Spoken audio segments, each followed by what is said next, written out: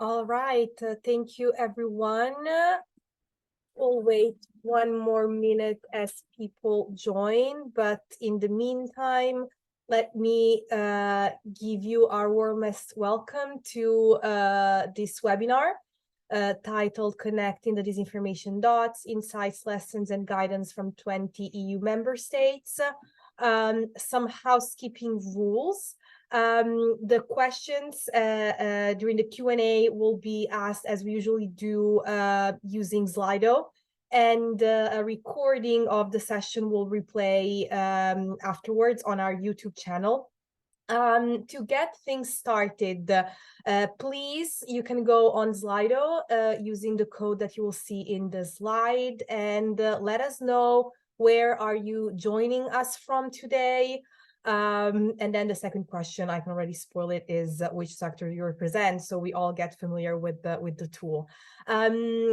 Without further ado, I would like to thank the Friedrich Naumann Foundation for Freedom for their support in this project on mapping the disinformation landscape across EU countries.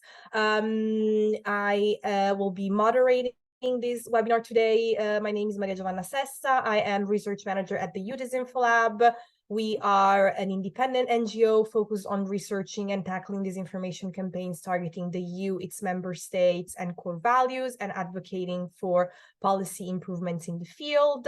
If you are not subscribed to our bi-weekly newsletter, you should do so, because you are missing out, for instance, to be on the opportunity also to be notified on similar events like this, which will be our final webinar for 2023, and what a way to conclude this great year. But we're very excited to share with you the things that we have in the pipeline for the new year, so stay tuned.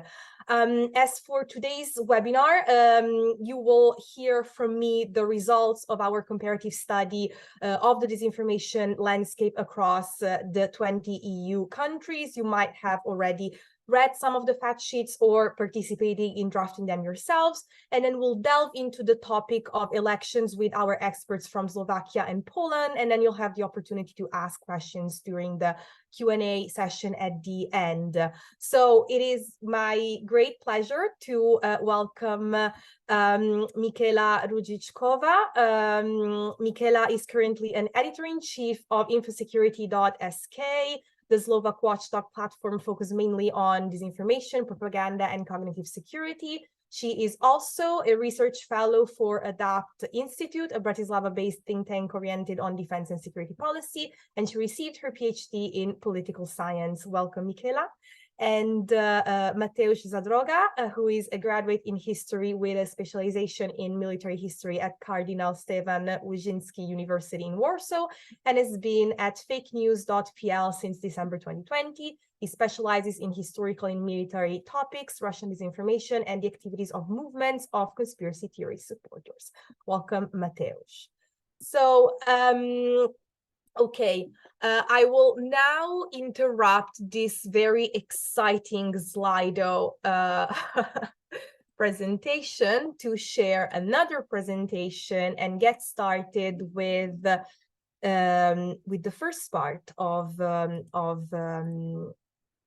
this webinar, which focuses on actually this project, which is the reason why we are here today, and our experts who participated in drafting 2 of the 20 fact sheets that we've collected thanks to the community, a community that was mobilized of more than 45 experts between authors and reviewers for these country fact sheets, which highlight the disinformation landscape across EU member states. The result of this major effort is presented here today in a comparative study with policy recommendations, which is also available for your consultation on the Disinfolab website. And the next steps, of course, that we're looking forward with the new year is to update some of the existing fact sheets in view of elections at the national and EU level, and also to complete the remaining countries. These are the available fact sheets on our website, and without further ado, I would like to delve into the main narratives that we have encountered during this very interesting project. They are ordered alphabetically, although we see that they are consistently, but in a varied way, present across the various member states, which our experts analyzed. So anti-EU and anti-NATO sentiments are targeted by disinformation, especially regarding the latest evolutions and the new memberships for NATO.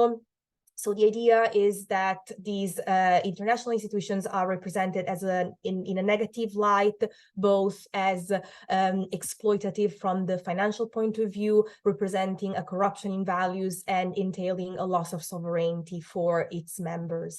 Anti-migration and xenophobia, which have, of course, recently even more evolved into sentiments of Islamophobia and anti-Semitism, tend to portray foreigners, asylum seekers, refugees across Europe as criminals, tend to imply that there is a double standard where foreigners are treated better than nationals, and in general, they tend to depict negatively multiculturalism.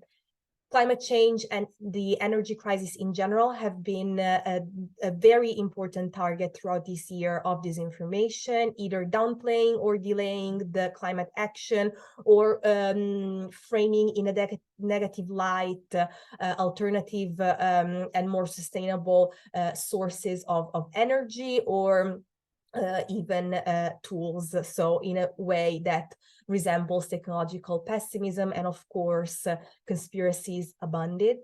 Gender-based disinformation is another topic that is very widespread across Europe, targeting women as well as a member of the LGBTQI+ community. Health disinformation, of course, is probably the most well-known topic in the realm of hoaxes and conspiracies, ranging from suggestions that alternative cures are more efficient than traditional medicine, and in fact, suggesting that Western medicine is something not to be trusted, while conspiracies abound, combining 5G, microchips, and other amenities. Another relevant narrative which really transpired from the fact sheets is historical revisionism, in particular for former Soviet countries or countries in the neighborhood, let's say, which are targeted by Russian propaganda that tries to convey sentiments of nostalgia towards the USSR, and also to frame Russia as a friendly protector and an alternative to the corrupt West, which is instead often accused of Nazism. Institutional distrust, I'm sure that we will hear from it more, and definitely in the second part of this webinar, as not many countries have been spared from claims of voter fraud, completely unsubstantiated, of course. Foreign interference has occurred in most countries, and ultimately let's remember that the goal here is to attack democratic institutions across Europe. And the same applies for media distrust, where mainstream media has been criticized and professional journalists have been questioned and often also attacked, often using the familiar arbiters of truth argument. Regional tensions are abundant in countries where there are situations of linguistic, ethnic, or even religious fragmentation. And last but not least, the war in Ukraine, filled with Russian propaganda, and particularly strong and impactful for neighboring countries. And of course, which is also helps me to make the point that these precious fact sheets should be updated. Some of them have been drafted months ago. We're sure that if we were to update them now, we will see a lot of disinformation also regarding the Israeli-Hamas conflict. From the fact sheets, it emerges that the community fighting disinformation is very diverse, with actors and stakeholders, both from the private and public sector, but definitely characterized by two main elements, which are cooperation, a great capability to cooperate, and interdisciplinarity. So taking what's best from many different worlds to fight disinformation together.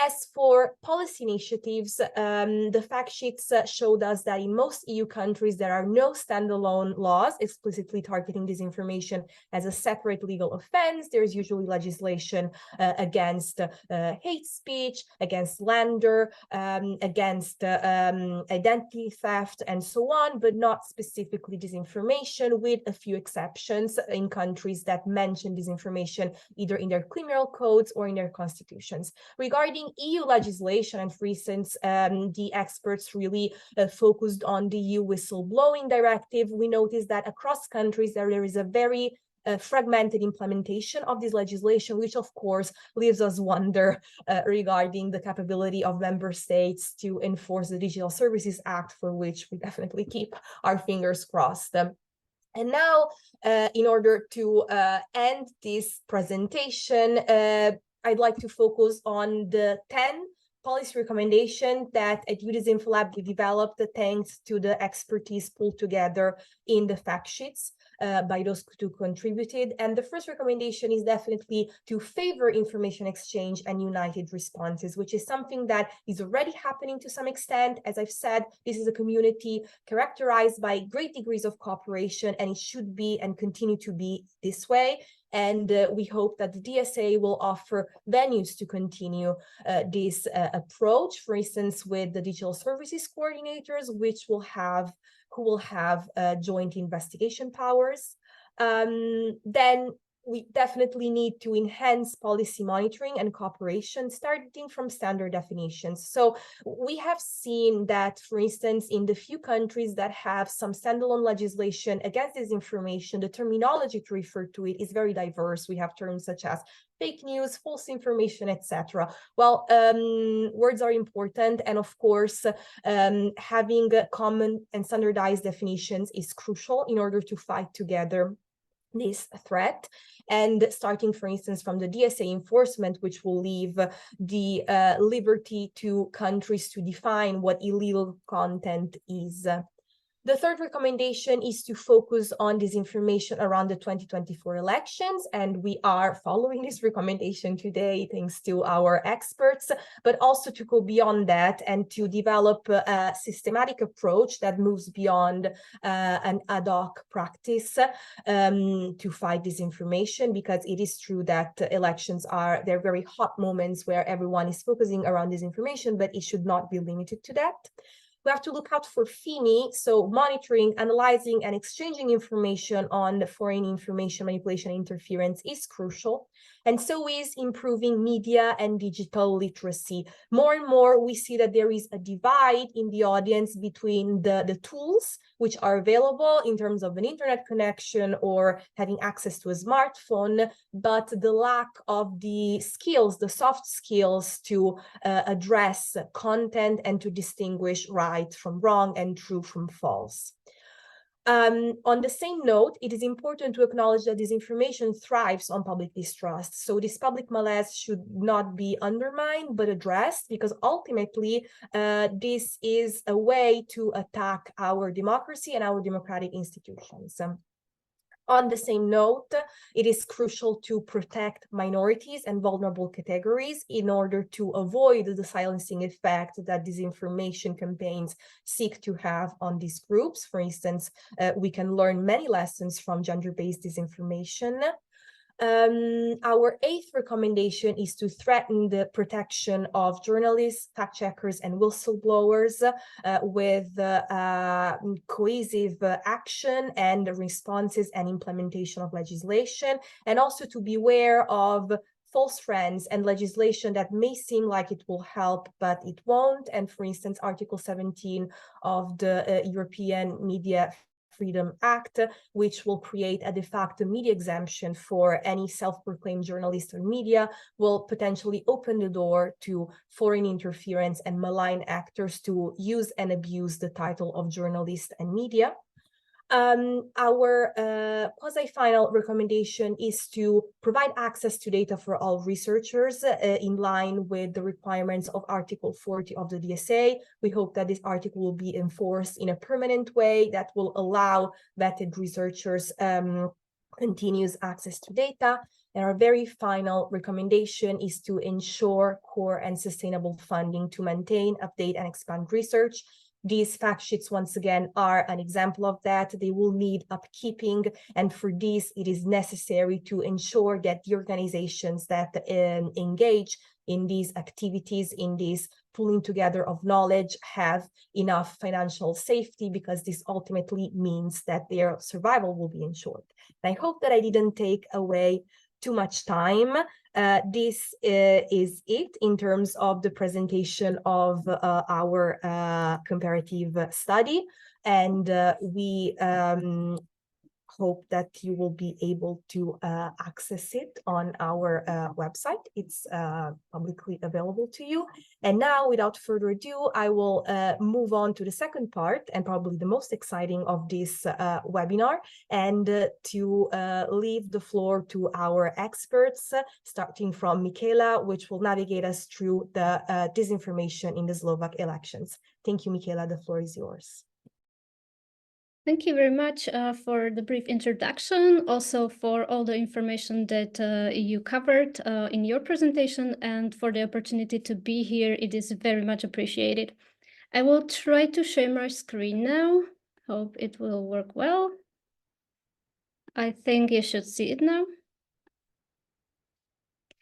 So I will talk a bit about the role of disinformation within the Slovak parliamentary elections, which took place on the 29th of September this year. Some of the narratives and topics were already covered by Maria, so it could get quite repetitive, but of course I will talk just about Slovakia, so the national context will be discovered. Just to make a general overview within my presentation, I would like to talk a bit about clusters or groups of harmful actors that are operating in the Slovakia information space. This is particularly important because nowadays we really have this information scene or ecosystem, which is very vast, it is complex and also interconnected. And there are several groups of actors who are somehow connected, and in some cases they are also coordinated within their actions. These are various websites, the so-called alternative media, who are hiding behind this label of the media, but in fact they are spreading falsehoods and harmful narratives. There are also some social media pages, groups, and profiles. Mostly these are operating on Facebook and YouTube, but also Telegram is very popular nowadays, and it is a kind of a gateway for pro-Kremlin propaganda and harmful narratives from Russia. There are also some disinfluencers who are very well publicly known figures who are also spreading harmful narratives and disinformation. And as we are speaking or talking about elections, I cannot avoid mentioning politicians who unfortunately are also spreading falsehoods and misleading content these days. There are several factors that are helping these groups of actors to spread their narratives. Of course, this is the conservative nature of the Slovak society and the stereotypes which are still very much alive within the population, and also this is the distrust in state institutions and in the mainstream or traditional media, which was already mentioned by Maria. And also in Slovakia, pro-Russian sentiments are very flourishing among the population and are tied also to anti-Western orientation. As you probably already know, these are the election results. It is important because of stating who are the winning parties or politicians. There are three parties that created the coalition and the government. These are the first one, Smer Slovak Social Democracy, then it is Hlas Social Democracy, which you can see in the third place with 14.7% of votes. And the third party is a Slovak National Party, which you can see as the last blue bar with 5.6% of the votes. This is important because the members of Smer and Slovak National Party are also some actors who are spreading falsehoods and manipulative rhetoric. And we can see it in this list or the table with the most successful disinformation sources or actors who are active on Facebook. This list was conducted some 3 or 4 days ago, so I think it is up to date, but it was conducted only using CrowdTangle, so these are sources that are operating only on Facebook. Although it is kind of useful to gain a bigger picture about our information space, and we can see that it is a mixture of these groups of actors that I've already mentioned.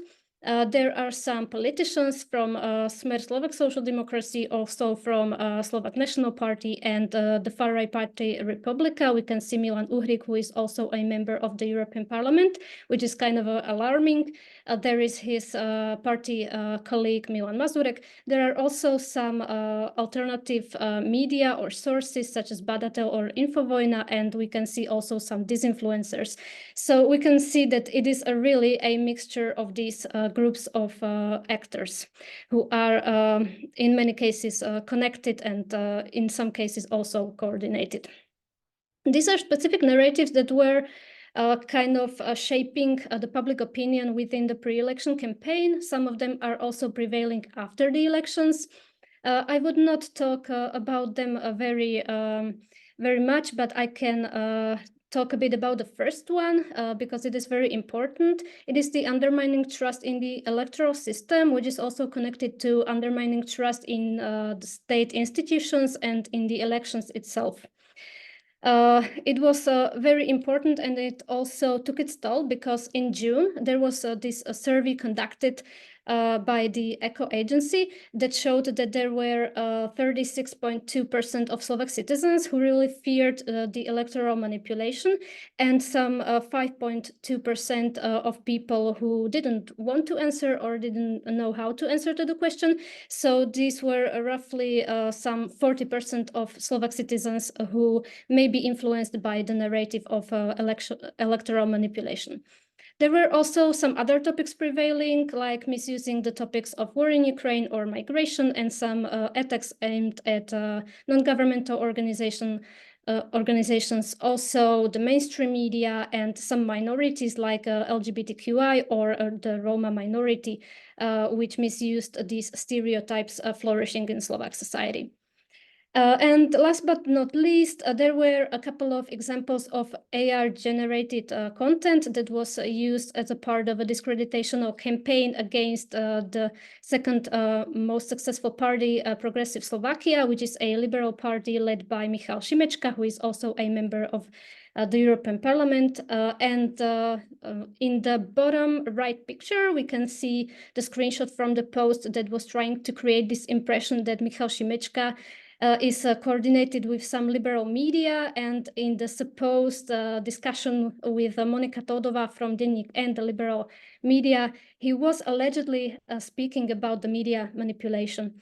Although both of these cases were labeled as fake, they were not removed from the platform Facebook, and it was also spreading during the electoral moratorium. And this is my last slide, and I would like to just stress this issue, or the fact that also voters of Smer Slovak Social Democracy and Slovak National Party were really leaning to some of these problematic narratives or topics. And in these pictures, we can see their agreement with 3 particular statements. On the left, there is the statement of manipulation of the elections, and the red bars show us the people who strongly agree or agree with the statement. And we can see that within the Smer and Slovak National Party voters, these this percentage is really high. On the right bottom, we can see the topic of the military aid to Ukraine. The statement was such that the military aid of Slovakia to Ukraine is just prolonging the conflict and is also endangering the neighboring countries that may also enter the war. And in the top picture, we can see the statement that the traditional family is kind of endangered by the policies of other parties and the narratives that are prevailing in the society. Also, in both of these pictures, we can see that these two parties have a really high percentage of agreement with these statements. I think that was everything for my presentation, so I stop sharing. And I'm looking forward to your questions, and I hope I can answer it the better as I can. Thank you, Michaela. And now we will hear from Mateusz about the Polish elections. I see. Yes, yes. Okay, off you go. Okay. Hi, everyone. I'm Mateusz Zadroga. I'm from fakenews.pl. And I am analyst and researcher on disinformation. So today we are focusing on Slovakia and Polish elections.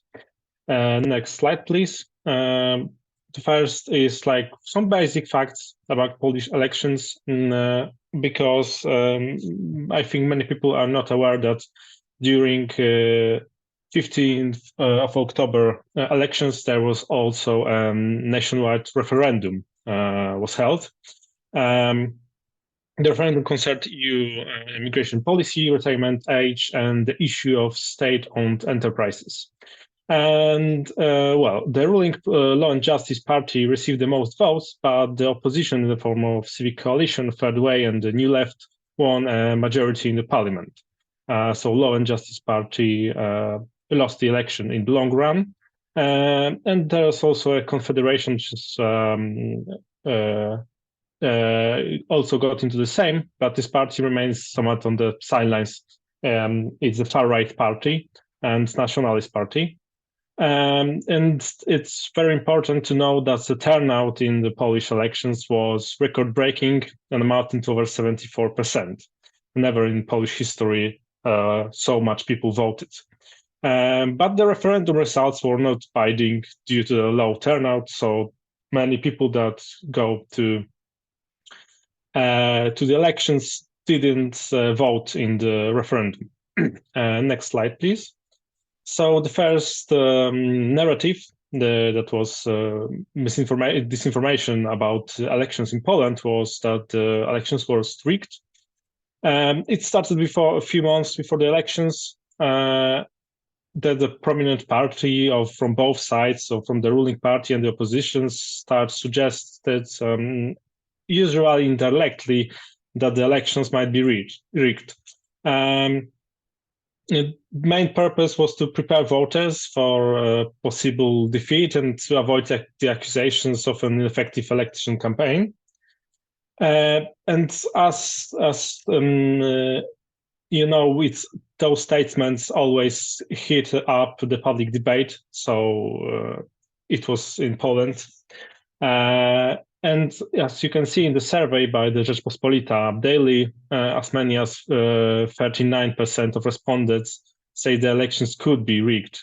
So many polls believe that there could be some irregularities in the election process. So as in Slovakia, it's like very dangerous because people starting to don't trust public institutions. And after elections, the Law and the Justice Party lost them. Politicians from this party and people that was associated with it pushed the narration about election fraud. It was especially about the so-called election tourism, when the people from the one polling district go to the another to vote with their voting rights certificate. So you can use it once, but Law and Justice politicians try to convince people that they vote many times. So elections was rigged by this was the fraud in the election process. And also many law and justice voters believed that the district electoral commissions did not issue ballots on purpose in order to lower the turnout in the referendum. So if you go to want to take the referendum card, you need to you don't have to you need to say that you don't want it. So many people said that the commissions didn't give the cards, but it was not true at all. So the next narratives is to attack the opponent. As everyone know, this is the election, so everyone is attacking everyone. But the main target of the ruling party was the Donald Tusk, the leader of the largest opposition party, the Civic Coalition. And there was many campaigns was organized to present him in a negative light. First of all, he was accused of wanting to subordinate Poland and Germany to Germany or to the European Union, or to give up Eastern Poland in the event of war with Russia, or to introduce policies that would increase unemployment. Next slide, please. And we have the pro-Russian anti-Ukrainian narratives, which are a really small part in the Polish election disinformation, because most of the voters from the ruling party and from the opposition party are pro-Ukrainian. So in Poland, it's not major narrative, but there is a far-right confederation, the far-right nationalist party, the Confederation, which present this type of content. They build negative campaigns about Ukrainians, especially about no social transfers for Ukrainians. And the politicians of this party falsely claimed that Ukrainians could receive a pension in Poland after 1 day of work. And there's also a refreshed topic about the Ukrainization of Poland, which was prevalent in the last year. But now it's like very minor narrative. Next slide, please. And we have the anti-immigration narratives, which was really prevalent in Polish electoral campaign, especially from the ruling party, the Law and Justice, which repeated false narratives about the forced acceptance of Muslims imposed by the EU, and the PiS, the Law and the ruling party spent over €1 million promoting these narratives. However, there was the situation before the elections. It was called the visa scandal came to light, and people linked to the ruling party, especially from embassies and so on, sold visas to migrants from Africa and Asia for large sums of money. So it was kind of hypocrisy from the ruling party, which opposition tried to use this opportunity, especially led by Donald Tusk, who tried to take advantage of the situation and shockingly was criticizing the government and repeating the less aggressive but anti-migration rhetoric. So also it was like the ruling party and the opposition was pushing the anti-migration rhetoric. And also we have a big topic of the Polish-Belarusian border crisis, which have re-entered the mainstream media in connection with the release of Agnieszka Holland's film Green Border in late September. It was like just 3 weeks before the election, so it was a huge topic in social media, which ruling party accused Agnieszka Holland of being anti-Polish and to present border guards as really bad persons. And the last slide, as you can see, the questions in the referendum, so you can see for yourself how the questions was built, and it was not with the democratic standards, because the questions was very biased, and it's hard to say yes to those questions. But referendum is not binding, so it doesn't matter how it's run out. And this is it from me. Thank you for the presentation. Thank you, Mateusz, and thank you, Michela. So that's all very interesting to see both the peculiarities of Slovakia and Poland, but also to see how universal and transnational these narratives and threats are. Before we open the Q&A, I would like to ask each of you, maybe Michela can start so we can continue this rhythm, to share anything, one idea, one learning outcome, one lesson that you have learned, both in terms of maybe what worked or what didn't work. Anything really goes from your experience in the Slovakian and Polish elections that we could maybe apply in view of the EU elections. Certainly. I would like to mention something I was already speaking about, and it was the case of AI-generated content that occurred in our information space.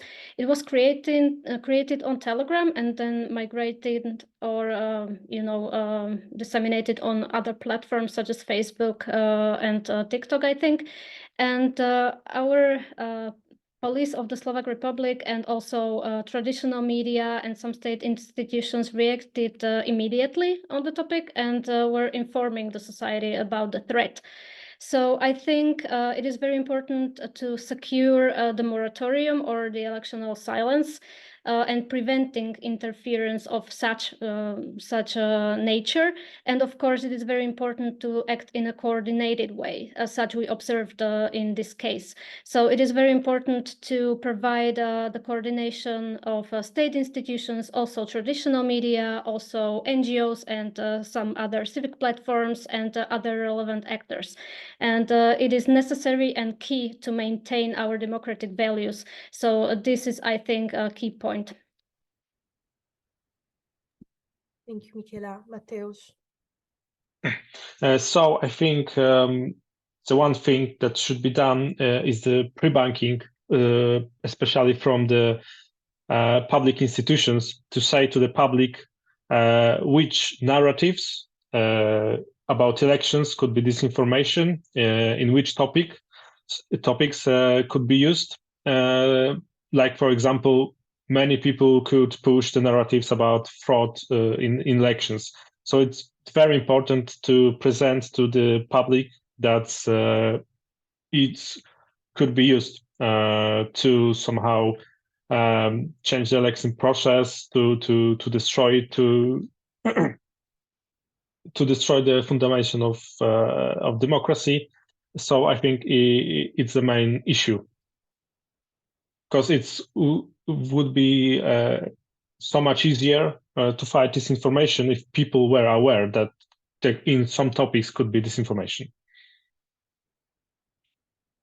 Maybe if I could add up on that, I agree that predicting or anticipating these issues and topics is really important. And maybe just to mention one last thing, information campaigns and informing and engaging the public from the state institutions is very crucial. I think it should be provided on a really continuous way and not taken for granted. Absolutely. Thank you. I think it's the perfect time now to open our Q&A session. I think that my brilliant colleague Amy was so kind to put in the Slido the code again, which you now see also on the slide. And we have started receiving some questions. And remember that you can also vote on the questions that you would like to see answered. Hopefully we have time for all of them, so ask away. And in the meantime, I will start going through some of them. So Bastian asks to both speakers, did you see any noteworthy responses, initiatives from very large online platforms? Anyone who wants can take this? There is theoretically, for example, Meta fact-checking program, and TikTok has its own fact-checking program. But well, it's for us, we see it as some kind of facade. They don't want to remove content that can be harmful in a long way. They're trying to do something, but it's not much. But that's all.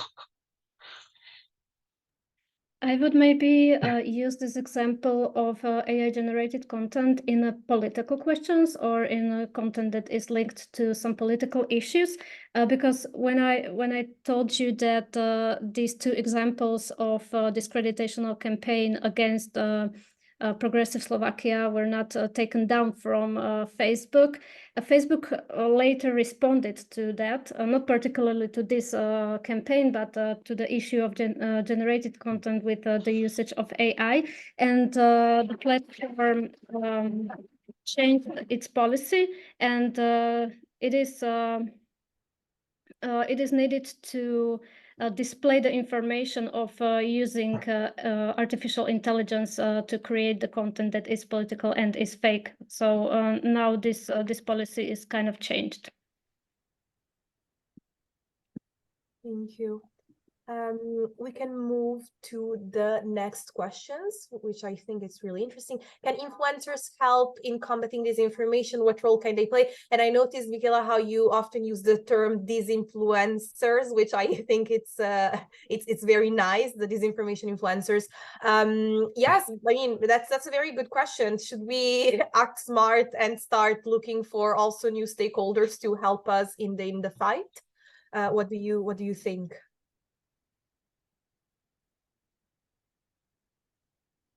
Mateusz or Michaela, feel free to take the floor.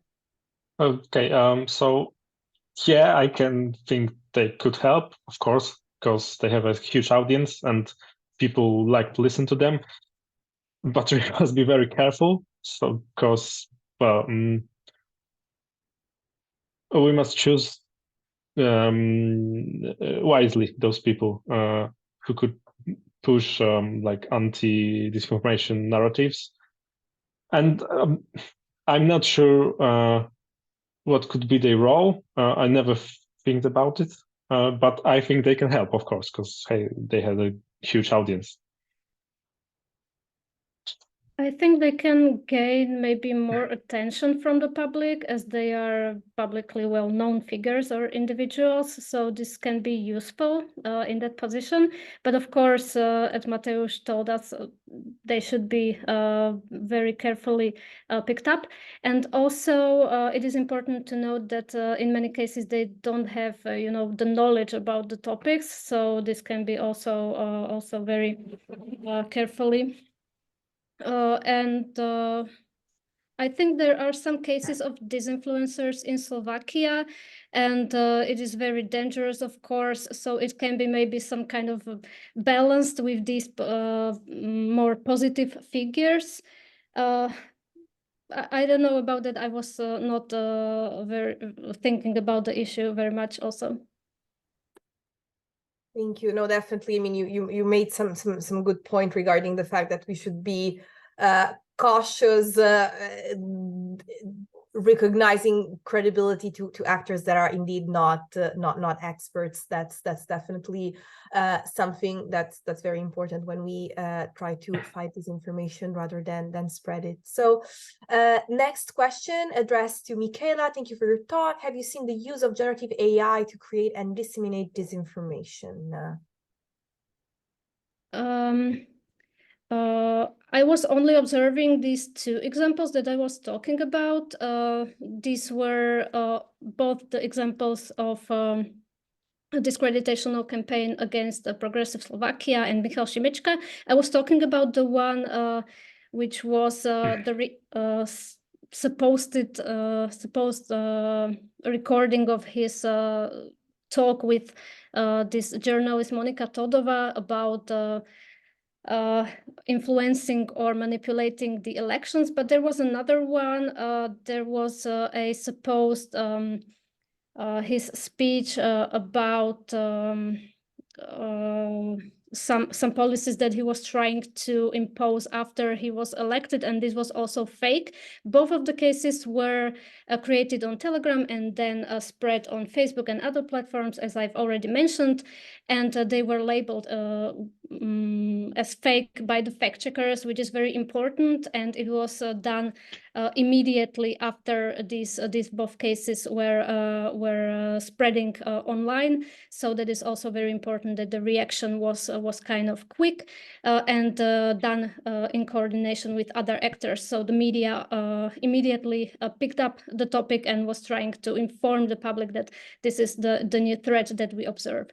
It is also very notable because it was the first and the second case of such spreading of AI generated content in Slovakia, but we can already anticipate that it will be a raising issue not only in Slovakia but in the information space of other European member countries, and of course it is a global issue. So we can anticipate acceleration of such content worldwide. Thank you. Yes, indeed. And thank you also for mentioning Telegram, which will not be designated as a very large online platform according to the Digital Services Act. So also regarding illegal actions such as manipulations and the AI use of AI generated content, of course, there will not be that much that can be done, unfortunately. Mateusz, I don't know if you want to add something on this, or we should move to the next. No, we can move to the next question. Okay, so maybe I can take the next one, which is about whether the presentations will be sent by emails. We have not envisioned that necessarily. However, as I've said in the very beginning, this webinar is being recorded and will be made available afterwards on our YouTube channel. So you can go back to it and replay it. And of course, you will have the slides prepared by our speakers available. Another question, have you started noticing this information regarding the EU elections in Slovakia and Poland? It might be early, but maybe there is already something there.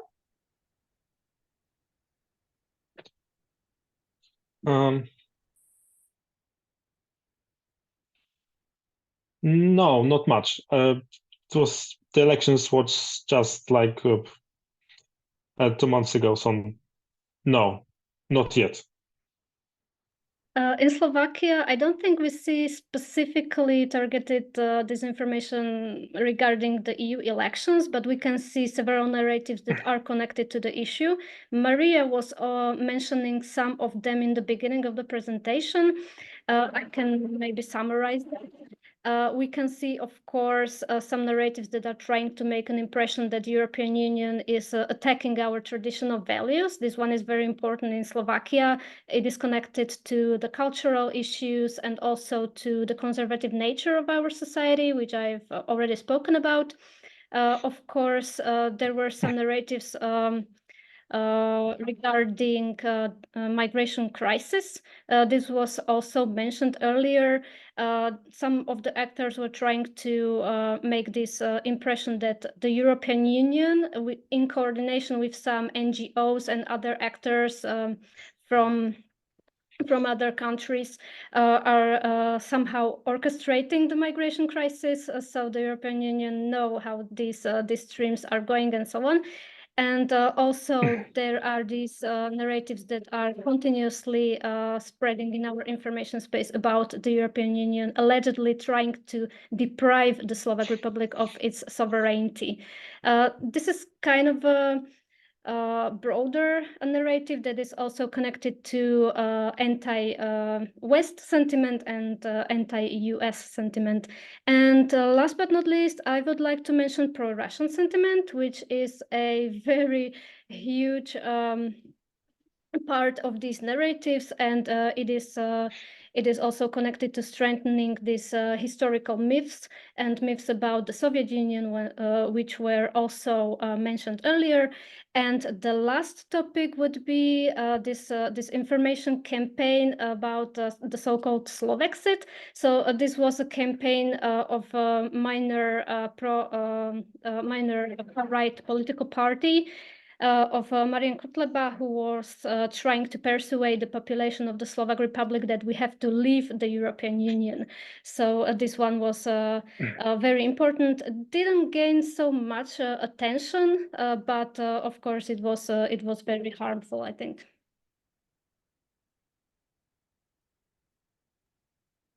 All right. Next question. What is the role of new technologies in combating disinformation? Is it a policy matter or a media industry responsibility? I think that we could have a webinar or a series of webinar on this topic. Not a very easy question to answer. Definitely there is a very important policy matter there, if I learned anything from my experience so far in this field. Mateusz, what do you think? Well, it's everybody's responsibility to fight disinformation. Yeah, the new technologies will be very important. It is very important in fighting disinformation. AI will be very important in fighting disinformation. To search for example, for disinformation content, which we cannot do as fast as AI can. Yes, it's a policy matter, because I don't think the media industry like to be responsible for anything. So we must make them to be responsible. We add up on that. Of course, technologies and, for example, artificial intelligence, but also some media issues can be used for a very good matter and also for a bad matter. So we can definitely see that, for example, AI can be used in a very positive way within the monitoring of the information space. As Mateusz noticed, it is very quick, and it is definitely quicker than researchers and coders. So we can use AI within monitoring, coding, identifying of the prevalent narratives, and also the actors and connections between them, which is very important. And also, I think we can use it for anticipating or foreseeing some of the threats or trends that are emerging within our information space. We can see this in the issues of the war between Israel and Hamas nowadays, that the AI is misused. But also it was displayed within the war in Ukraine, when also some pictures and satellite imageries were somehow misused and fabricated. So I think everything can be questionable right now, but we can use also these new technologies in a good way. Thank you. I think we can maybe sum the next two questions together. One of the persons from the audience asks what action should be done by the EU Parliament and EU Commission to protect elections from disinformation, and also how should the various stakeholders, so public-private partnerships between big tech, government, civil society, in fighting disinformation act, and what should be developed. So definitely, I gather an element of the need for coordination and to bring together different stakeholders. And I personally, I do believe that we will have a really hard test trial to see how the Digital Services Act is working in the next month, considering that elections are around the corner. Michela, Mateusz, would you like to comment on these questions?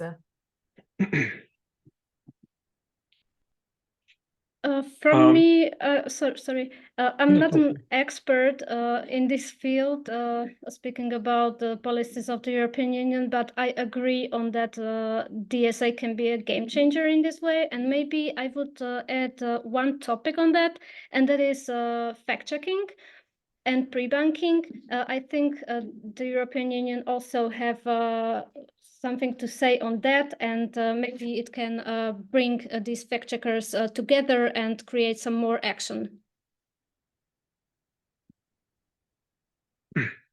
Well, okay. So those questions are really big, so you can't answer it like a few minutes. But I think what we must consider is that you cannot protect elections from disinformation. You can make it smaller. You can make to have less impact on election, but you cannot stop disinformation. It's impossible. Yes, DSA I think would help. I hope it would help. There is a lot to do with the big tech, with government, with civil society organizations, because the main problem is like everyone is doing their own job and don't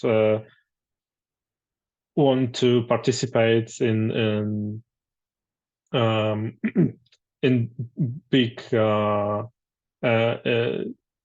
to join like one effort to do effort from everyone. So it's really complicated. Yeah. Definitely the need for cooperation emerges. That's great. I think we have time for one last question, so I will try to put together a few suggestions.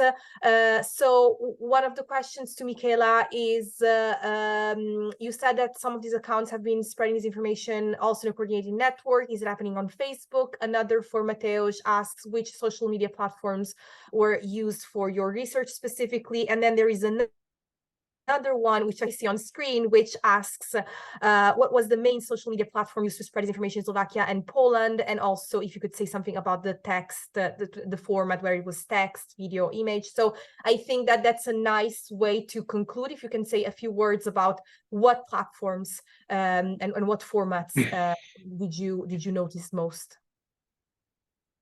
In Poland, Facebook has the most users, so obviously there is the most disinformation, and on X, especially those two platforms, because on X or Twitter, it's really the debate is really heated up, and there is many politicians on Twitter, so there is a lot of disinformation and a lot of quarrel and so on. I used, like I said, I've used especially Facebook and Twitter. I don't remember the next question. It was regarding the format, but I'm sure that Michela can also take that. In Poland, this text, mainly the text was the source of this Mm-hmm. Yeah, as for the Slovak context, I think still Facebook is the most popular platform, but I was also mentioning YouTube, which is kind of a different because it is a video platform, and also a Telegram is very dangerous because we can see these streams of or migration streams of content from Telegram to Facebook and to other platforms.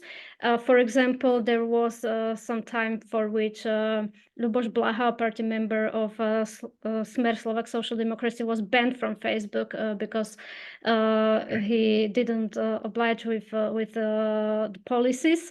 And he moved to Telegram, from which his content was picked up by several other politicians or several pages or groups, and was taken to Facebook. So it didn't change much.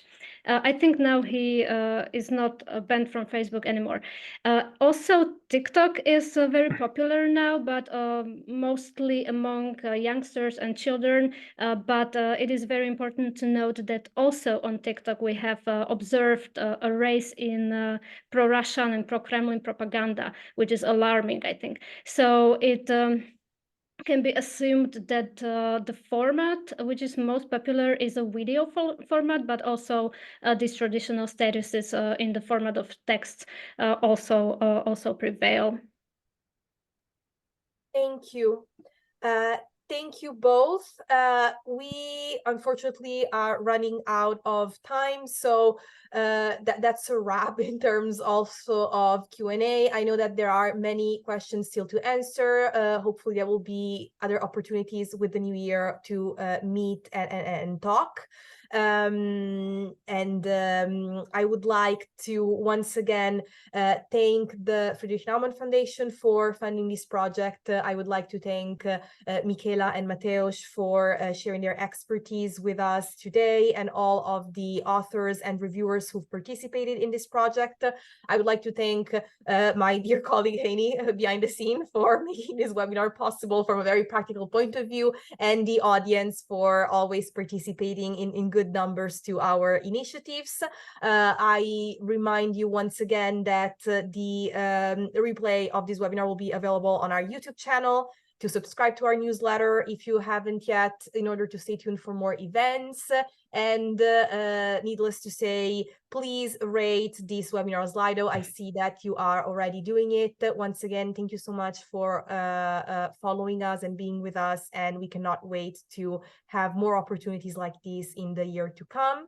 Let us know which topic you would like for us to cover as well. And with this, I wish you all a good rest of your day, and happy holidays, since we'll probably only talk in a few weeks now. Thank you. Goodbye. Thank you.